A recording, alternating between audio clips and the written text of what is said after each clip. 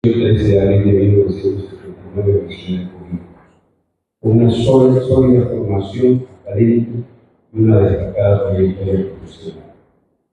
Graduado de la Facultad de Derecho y Ciencias Políticas de la Universidad Mayor de San Andrés, UNES, con licenciatura en Ciencias Políticas, con mención en Gerencia Pública y con licenciatura en Ciencias Jurídicas.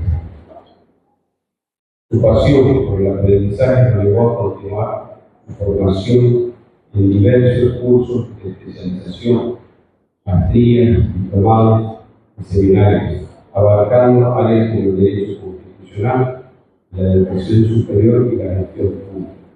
Una experiencia laboral diversa, ha ocupado roles de liderazgo e instituciones gubernamentales a nivel nacional. Con esta breve introducción vamos a brindarle un caluroso aplauso al doctor José Luis Suárez Vaca. Por favor. Gracias. Muchas gracias, doctor. Buenas tardes, estimados estudiantes.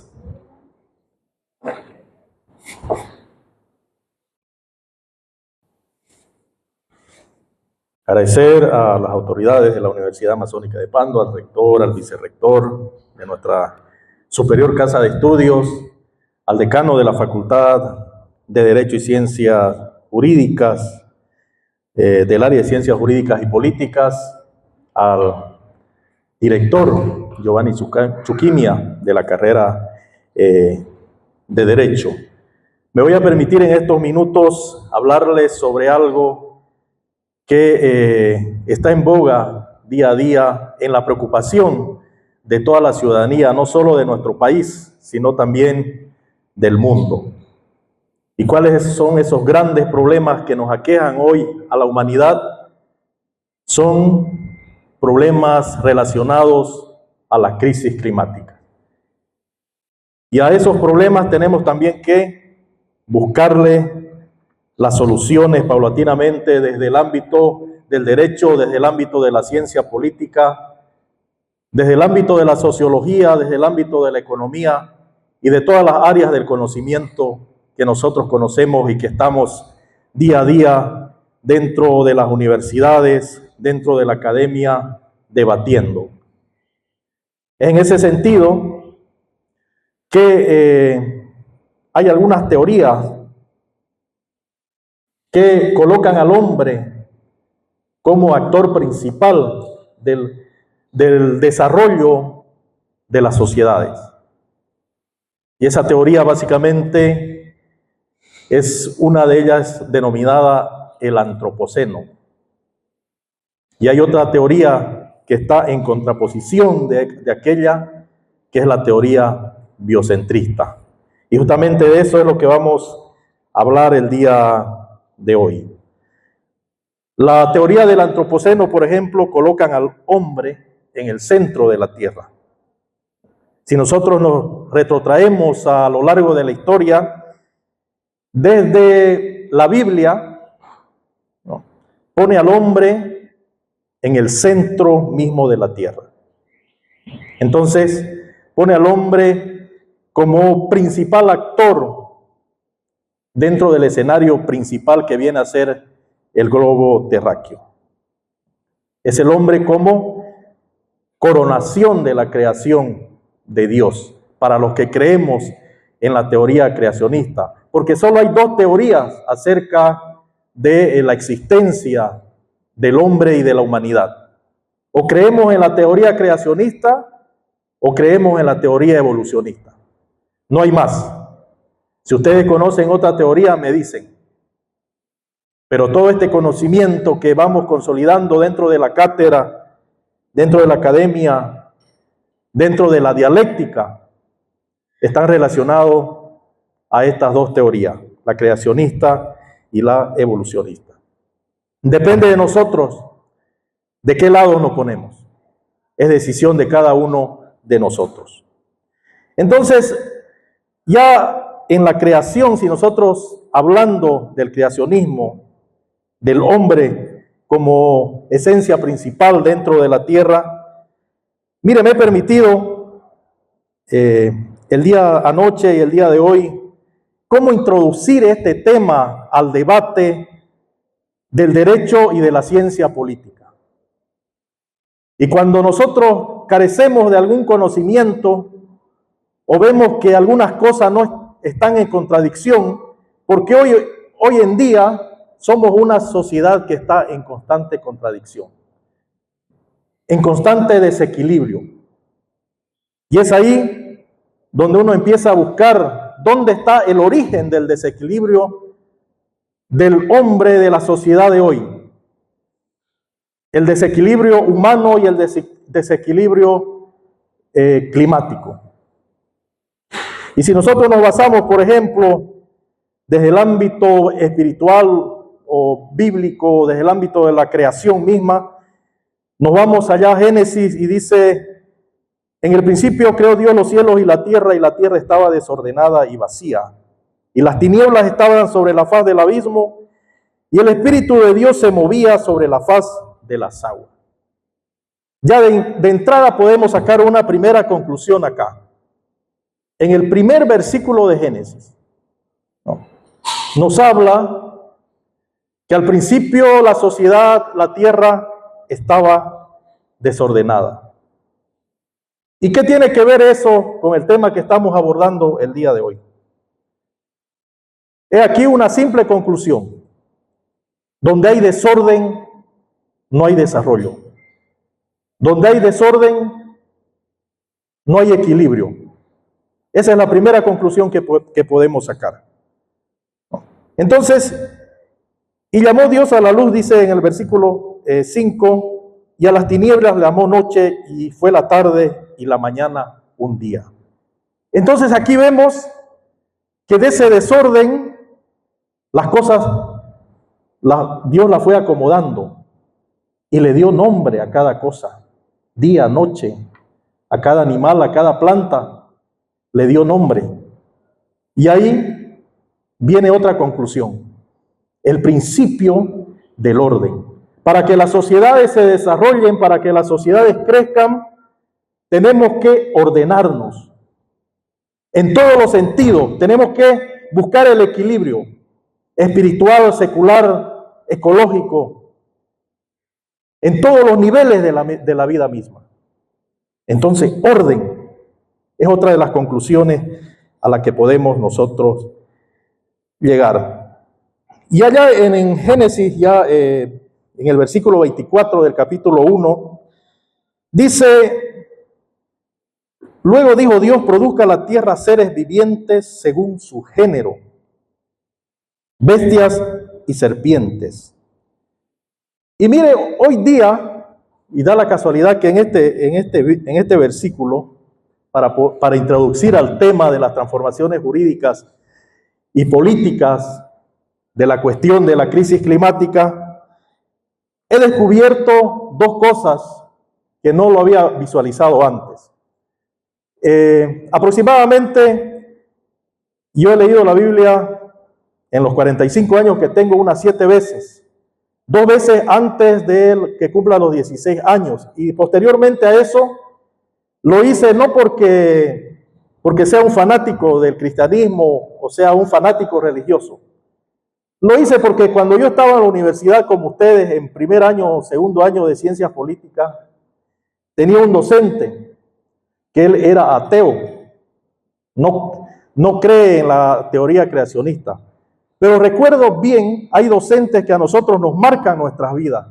A veces por una frase que nos lance, pero eso se queda grabado en nuestro subconsciente y va a vivir con nosotros para siempre hasta el día en que muramos.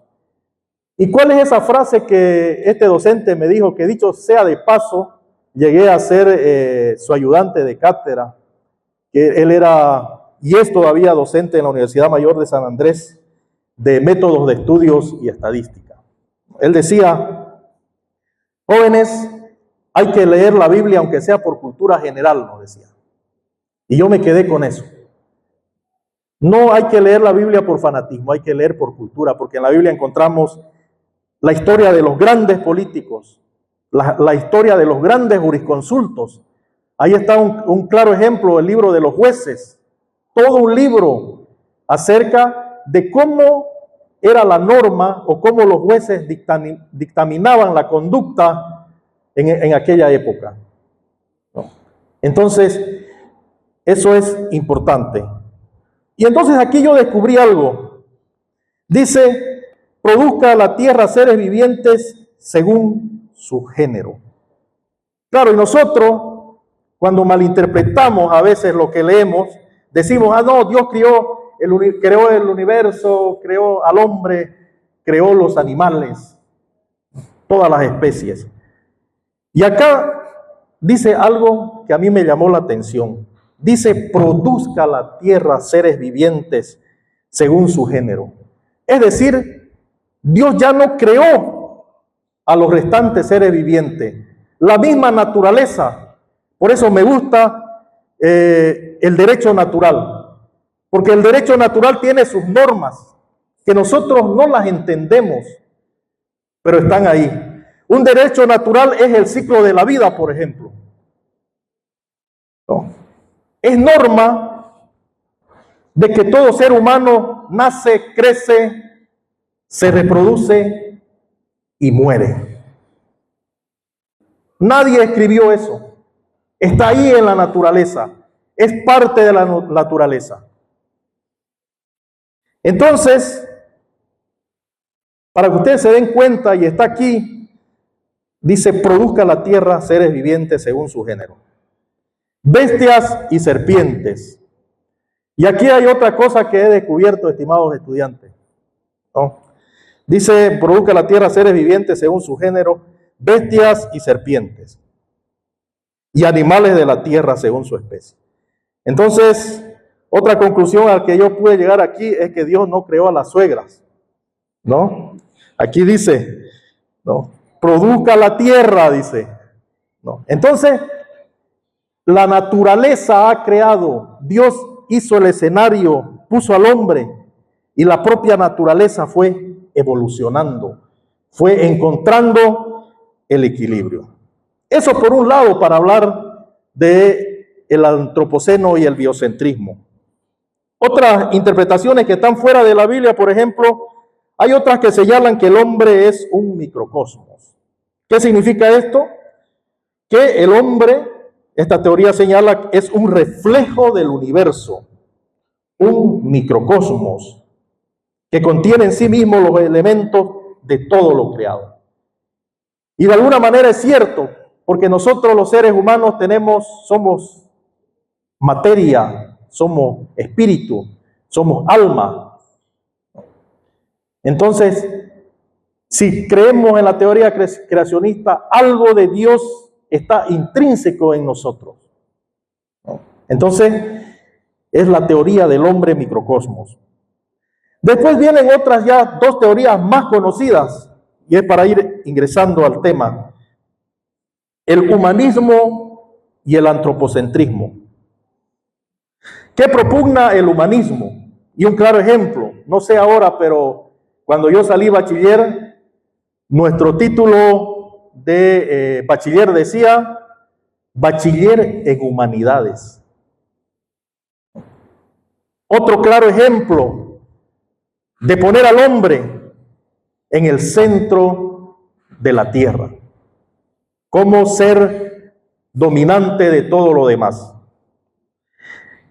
Entonces, el humanismo renacentista, o que nace ahí después de la época del oscurantismo, donde el único conocimiento y la única realidad era la que nos decía la iglesia, lo que nos decía el cristianismo.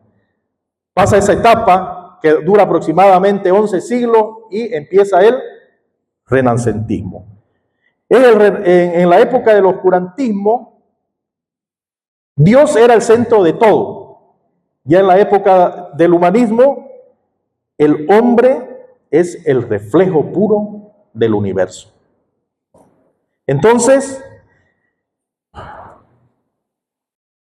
la centralidad del hombre puede entenderse como una posición espiritual o teológica, donde el hombre es objeto principal de la preocupación divina. Ahora, ¿qué es el antropocentrismo como paradigma? Durante siglos el antropocentrismo ha sido un paradigma dominante en el pensamiento occidental, influyendo en las disciplinas como la filosofía, la ética, entre otras. Y hay otras perspectivas del antropocentrismo, como por ejemplo la cosmovisión indígena que nos exponía el día de ayer el colega de la Universidad Madre de Dios, ¿no?, del pluralismo jurídico. Y más o menos va relacionado esto con el antropocentrismo, es decir, la cosmovisión indígena, donde en muchas culturas indígenas tienen cosmovisiones que sitúan al ser humano en una relación intrínseca con la naturaleza. Pero hay algo que destacar, no necesariamente en una posición de dominio o centralidad. Entonces, esos son los parámetros para ingresar al tema de la concepción biocéntrica. La cosmovisión indígena tal vez sea la teoría donde busca el equilibrio, ¿no? Entonces, para continuar, ¿cuál es el desafío que tiene la teoría jurídica, la teoría política sobre la sostenibilidad, sobre el tema de las transformaciones de nuestra sociedad relacionada, en este caso, al ámbito climático, al ámbito ambiental? Hay algunas teorías que nos pueden ayudar. Por ejemplo, podemos decir que los recientes cambios ambientales globales sugieren que la Tierra podría haber entrado en una nueva época geológica, dominada por el ser humano. Esto es el antropoceno o el antropocentrismo. ¿Quién acuñó teóricamente esta teoría del antropoceno? Fue Craxen, en 2000, que dicho sea de paso, fue Premio Nobel de Química. Entonces, él consideró que era apropiado enfatizar el rol central de la humanidad en la transformación ecológica y geológica. Pero obviamente, como teoría, si usted lanza una teoría, siempre va a haber otras teorías que van a tratar de desacreditar una teoría. Y es ahí donde nace otra teoría. Dice, como por ejemplo Jason Moore en el año 2017 señaló que el antropoceno implica imputar una responsabilidad a una totalidad. Es decir, el antropoceno nos quiere echar la culpa a todos del problema que vivimos el día de hoy, que la crisis climática es un problema de todos. Moore dice no. En realidad, el problema de la crisis climática que vivimos hoy es creado por una particularidad. ¿Y cuál es esa particularidad? El capitalismo. Eso señala Jason Moore. Y hay otras, dice, la responsabilidad de todos oscurecería la responsabilidad de un modo de producción concreto en la crisis ecológica. Para Moore el término correcto sería capitaloceno y no antropoceno. Hay otros autores, por ejemplo, Bonnell, en el año 2016, abordan otros conceptos relacionados a este tema. Por ejemplo, el termoceno, que es la historia del complejo industrial del carbono. O sea, este autor señala que en ese instante, cuando empieza la era industrial, la época del carbono, ¿no?, donde empieza el problema de la crisis climática en la humanidad. Hay otros que señalan que van más particularmente, dice, hay otra teoría que es la tanatoceno, que es la historia natural de la destrucción a través de la guerra. Entonces, otros autores dicen de esta teoría, es la guerra la que ocasiona también que tengamos nosotros crisis climática que está relacionada con la crisis alimentaria, la crisis del cambio climático, etcétera, etcétera. Entonces, ese es el contexto en que se desarrolla el antropoceno o el biocentrismo.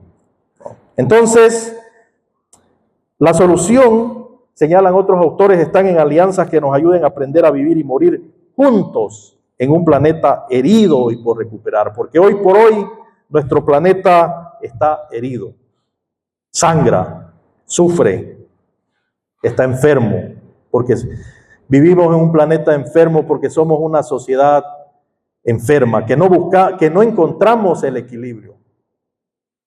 Lamentablemente vivimos en una sociedad desequilibrada, que no sabemos cuáles son nuestros objetivos, cuál es el camino que debemos caminar. Antes de ayer, una persona en un barrio acá,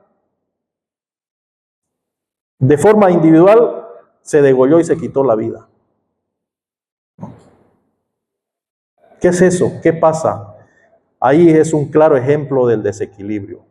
No simplemente está desequilibrado el medio ambiente, estamos desequilibrados lamentablemente como sociedad. Esa es la realidad. Entonces, en ese contexto que yo les trato de introducir, hay la agenda denominada 2030, lo que es la agenda mundial, que ahora tengo entendido que le han aumentado 15 años más, que ahora es la agenda 2045. Ahí se proponen algunos objetivos denominados Objetivos de Desarrollo Sostenible, los famosos ODS. Entonces, estos objetivos del desarrollo sostenible se agrupan en 5 grandes temas. Uno es las personas, el otro es el planeta, que justamente es el tema en que estamos abordando, otro es la prosperidad, otro es la paz y otro es las alianzas. En cuanto a las personas, ¿qué dice la ODS? La Agenda 2030 se enfoca en poner fin a la pobreza y el hambre. ¿Qué meta más difícil de cumplir? Garantizar una vida sana y promover el bienestar para todos y lograr la igualdad de género y empoderar a todas las mujeres y niñas. En el empoderamiento de la mujer yo creo que algo se ha avanzado, ¿verdad? Aunque no nos guste, aunque eso ocasione desequilibrio, pero ahí se va avanzando. ¿Ok? Otro de los puntos, el planeta, que es justamente lo que estamos hablando el día de hoy, y es justamente lo que nos ha reunido acá en este primer congreso realizado por la carrera de Derecho. El planeta busca combatir el cambio climático y sus impactos, proteger la vida submarina y terrestre y promover el uso sostenible de los recursos naturales. La prosperidad, que es el otro punto, busca garantizar una vida digna para todos, estimular el crecimiento económico inclusivo y sostenible, fomentar la innovación y la infraestructura y promover el empleo y el trabajo decente para todos. Otro de los pilares, la paz, que les gusta a las reinas de belleza, ¿no? Todas hablan de la paz. Entonces, este tema, este punto que está dentro de la ODS, de los 17 puntos de los Objetivos del Desarrollo Sostenible 2030, señala que busca construir sociedades pacíficas e inclusivas, facilitar el acceso a la justicia para todos y fortalecer las instituciones.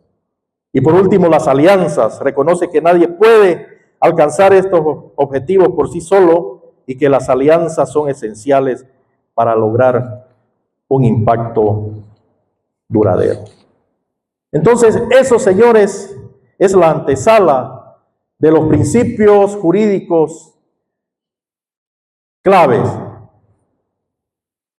Si me lo pueden retroceder, por favor, al principio.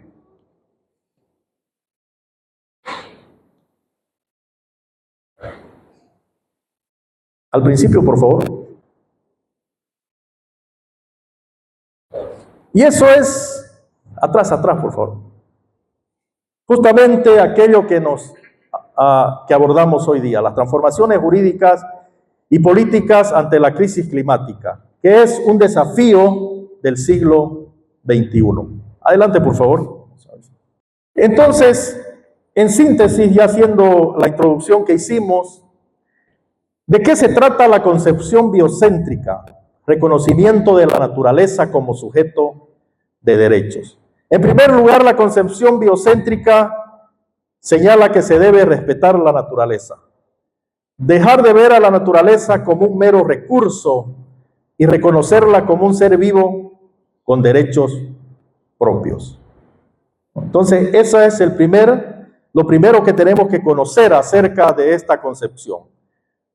Otro de los puntos es proteger la biodiversidad, garantizar la preservación de todas formas de vida, desde los ecosistemas más grandes hasta los más pequeños.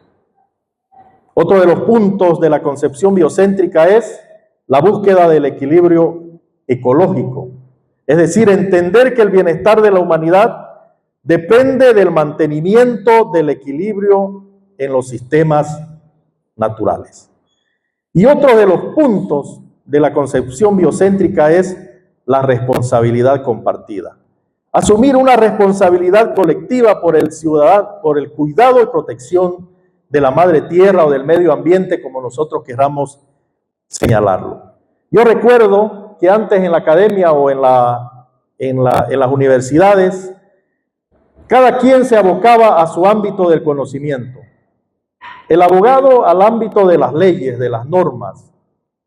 El cientista político al ámbito de la ciencia política, de las relaciones de poder.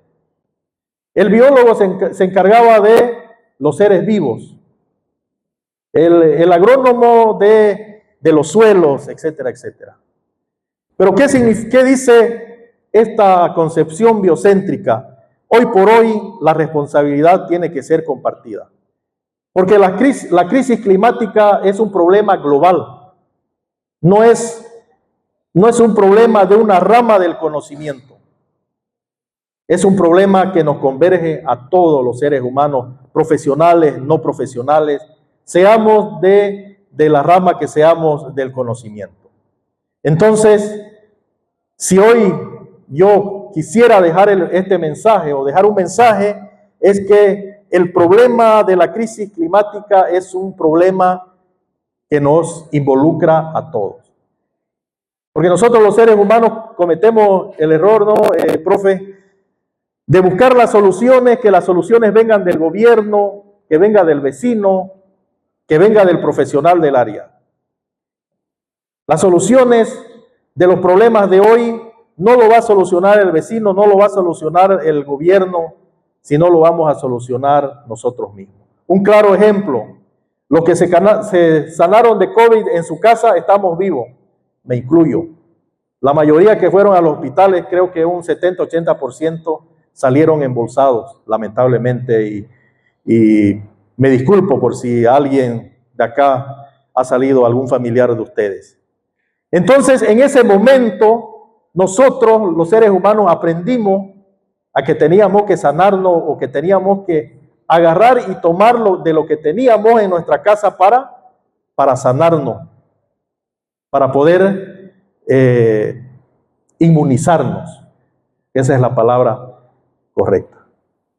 Y entonces, acá no es diferente, porque esto cada vez va a ser más grave y vamos a tener que buscar mecanismos de cómo vamos a solventar los cambios climáticos si no creamos ni generamos conciencia a partir de estas charlas, de estos congresos que hoy estamos acá dictando. Entonces, responsabilidad compartida es importante. Adelante, por favor. Evolución del derecho ambiental hacia una perspectiva ecocéntrica. No sé, por ejemplo, no sé si hay una materia de derecho ambiental. No. Yo llevé derecho ecológico, por ejemplo. No. Entonces, el derecho ambiental tiene que evolucionar. La academia, el conocimiento en cuanto a la crisis climática, en cuanto al cambio global, tiene que evolucionar a una perspectiva obviamente de respetar el ecosistema de respetar nuestro medio ambiente en donde vivimos. Entonces ahí, para eso hay, por ejemplo, el antropocentrismo dice, el derecho ambiente ha evolucionado desde una visión antropocéntrica, donde la naturaleza se consideraba un recurso para la explotación humana. Entonces nosotros, desde el antropoceno, de nuestra creencia antropocéntrica, desde nuestro ego, porque nosotros decimos, yo soy el ser humano más importante del planeta porque razono, porque pienso, entonces tengo que someter a la naturaleza, tengo que beneficiarme de ella. Y es lo que hacemos hoy por hoy. Eso hace la teoría antropocentrista. Para lo cual tenemos que ver el biocentrismo hacia un enfoque biocéntrico, reconociendo a la naturaleza como un sujeto de derechos con valor intrínseco, más allá de su utilidad para los seres humanos. Es aquí donde buscamos el equilibrio, donde racionamos y nos concientizamos de que la naturaleza piensa, de que la naturaleza razona, de que la naturaleza sufre, de que la naturaleza llora, porque es un ser viviente más. No conoce de su existencia, pero para eso existen leyes naturales que hacen que esos seres vayan evolucionando, ¿no? El ecocentrismo, finalmente la adopción de una perspectiva ecocéntrica donde el centro de atención es el equilibrio y la salud de los ecosistemas. Hoy por hoy nuestro ecosistema vive un desequilibrio total. En la mañana estamos a 45 grados y en la noche estamos a 8 grados, ¿no? Los cambios climáticos son bruscos. O en un lugar está todo seco, en otro lugar está súper nevado. Este año, imagínense, tuvimos inundación aquí en el mes de abril. Nunca se había dado eso en la historia. Las inundaciones siempre eran enero, febrero. Cuando no se inundaba enero, febrero, ya estábamos tranquilos porque las personas que viven acá en los barrios bajos decían ya no vamos a sufrir este año de inundación. Entonces imagínense, finalizando abril hubo inundación. Imagínense el desequilibrio que existe. 2 meses después de lo que nosotros estábamos acostumbrados o planificados de alguna manera para que se den estos fenómenos. Entonces el desequilibrio es grande, ¿no? Porque la naturaleza no quiere equilibrarse, pero no puede porque el ser humano no dejamos, lamentablemente. Entonces pasa la época de inundaciones y a los 2 meses ya estamos quemando, ya estamos sufriendo del humo, como hemos sufrido. Yo creo que este año ha sido el año que más hemos sufrido por la humareda. Lo hemos sufrido desde julio, agosto, ¿no? Entonces imagínense cómo la naturaleza, el ecosistema va a encontrar el equilibrio. Es difícil. Y todavía hacemos bloqueo para que no haya pausa ambiental, ¿no? O sea, somos irracionales, de irracional a irracional, lamentablemente. Y eso no depende, no pasa por el tema de que seamos de una clase social u otra, de que nos afecte a unos más o a otros menos. Se trata de conciencia, se trata de equilibrio, justamente de eso. Adelante, ya vamos a concluir. Principios jurídicos clave: responsabilidad, precaución y solidaridad intergeneracional. Responsabilidad, es decir, reconocer la responsabilidad de los estados, empresas y ciudadanos por los impactos ambientales de sus acciones. Tenemos que ser conscientes que el desequilibrio es consecuencia de nuestras acciones. Algunos dirán es de los ricos, no, todo, porque siempre buscamos culpables de las cosas que nos pasan en la vida, de lo que pasa en la vida. Pero nos cuesta mucho a veces apuntarnos a nosotros mismos Y no para echarnos la culpa, sino para decir qué podemos hacer para ser parte de la solución y no del problema. Otro punto de precaución: adoptar un enfoque de precaución ante la incertidumbre de los efectos del cambio climático y la degradación ambiental. Mire, he mandado algunos proyectos, por ejemplo, a la Unión Europea, y lo primero que nos dicen es, si es para, hoy un término sinónimo de precaución, precautelar, o para hacer una acción antes que ocurra el problema, podemos apoyarlo. Pero si ahorita están con la humareda ya están con el problema latente y lo están viviendo, para eso no hay ayuda. Hay ayuda para generar conciencia, para adelantarnos al problema, pero no hay ayuda cuando ya el problema lo hemos hecho, porque nosotros somos parte del problema. Entonces es una manera de los gobiernos internacionales o de las empresas que ayudan, ¿no? O gobiernos que ayudan, y no lo hacen porque son buena gente, ¿no? Sino que las normas internacionales los obligan a hacerlo, justamente porque son países que contaminan más, ¿no? Que producen más carbono, etcétera, etcétera. Solidaridad intergeneracional: garantizar que las decisiones y acciones de hoy preserven el planeta para las generaciones futuras. Si hay algo que no hacemos es pensar qué planeta o qué le vamos a dejar a nuestros hijos, ¿no? Y no simplemente en el ámbito ambiental, sino en el ámbito económico, ¿no?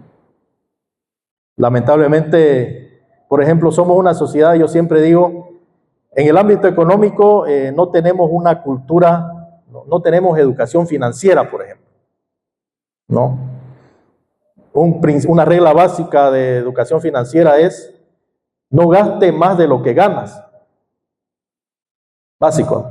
Yo tenía compañeros y compañeras de trabajo, cuando trabajaba en una institución, no voy a decir el nombre, que debían su sueldo de 3 meses, ya lo habían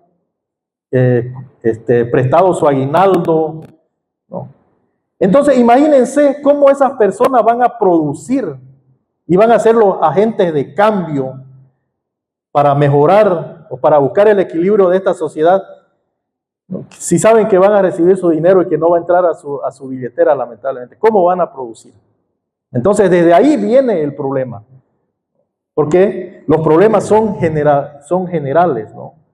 Todo tiene que ver con todo, porque vivimos en un sistema. Adelante, por favor. Nuevos sujetos de derechos de la naturaleza y de generaciones futuras. Derechos de la naturaleza: otorgar derechos legales a ecosistemas, especies y elementos naturales como ríos, montañas y selvas.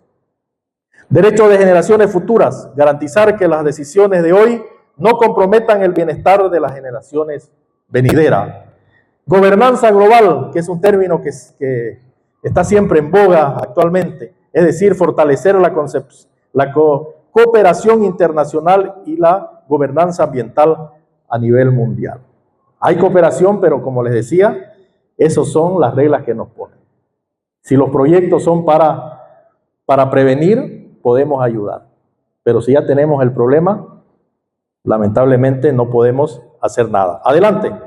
Reformas constitucionales y legislativas con enfoque biocéntrico: reconocimiento constitucional, incorporar los derechos de la naturaleza y las generaciones futuras en las constituciones nacionales. Yo creo que acá hemos avanzado bastante para no quedarnos acá. Legislación ambiental: promulgar leyes que garanticen la protección y restauración de los ecosistemas. Tenemos leyes ambientales, el único problema es que no nos gusta cumplir la ley. Ayer decía, cuando la ley me favorece, claro, yo digo, no, la ley me favorece, tengo derecho, bla, bla, bla. Pero cuando está en contra y cuando se trata de que yo tengo que cumplir la ley, no, ahí le buscamos, ¿no? Le buscamos 5 pies al gato, como decimos vulgarmente. Mecanismo de exigibilidad: establecer procedimientos y tribunales especializados para hacer cumplir los derechos ambientales. Adelante, o era la última, creo. Mecanismo de participación y gobernanza ambiental. Vamos a correr porque creo que no hemos pasado de tiempo. Participación ciudadana: garantizar el acceso a la información la consulta y la participación de la sociedad civil en la toma de decisiones ambientales. Tenemos una ley, la 341, ¿no?, de participación y control social. Hemos avanzado ahí, pero lamentablemente los que se agarran del control social, ¿qué es lo que hacen? ¿No? Facturan, ¿no? Están atrás de las autoridades para que le inviten una sopita, etcétera, etcétera, ¿no? Para firmar algún documento. Entonces, ¿cómo distorsionamos la norma a nuestra conveniencia? Alianzas multiactor, fomentar la cooperación entre gobiernos, empresas, organizaciones y comunidades para abordar desafíos ambientales de forma integral. Rendición de cuentas, establecer mecanismos de transparencia y responsabilidad para garantizar el cumplimiento de las políticas y compromisos ambientales.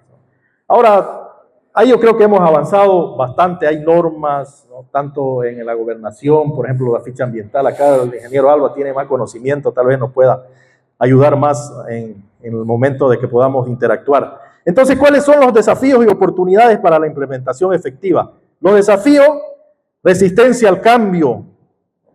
Lamentablemente, las sociedades no estamos acostumbrados a los cambios bruscos. Los cambios tienen que darse paulatinos, porque paulatinamente pues, los seres humanos nos resistimos al cambio. Por ejemplo, nos hablan de dejar de subvencionar los hidrocarburos. ¿No? Pero queremos estar haciendo cola 3, 4, 5 horas en la gasolinera. Y no nos damos cuenta que lo que no pagamos en la gasolina lo estamos pagando en la papa, en el arroz, ¿no?, en los demás productos. Entonces nos resistimos al cambio, porque nos da la gana, porque somos así, ¿no?, porque subconscientemente así lo razonamos y lo pensamos. Intereses económicos a corto plazo.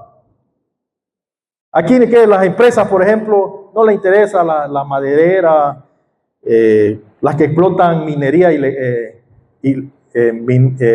oro aluvional en el Madre de Dios, por ejemplo, que la mayoría son ilegales, ¿no? Entonces pensamos a corto plazo, pero no, tenemos intereses a corto plazo, pero no pensamos el legado que estamos dejando a largo plazo. Capacidades institucionales limitadas, eso es cierto.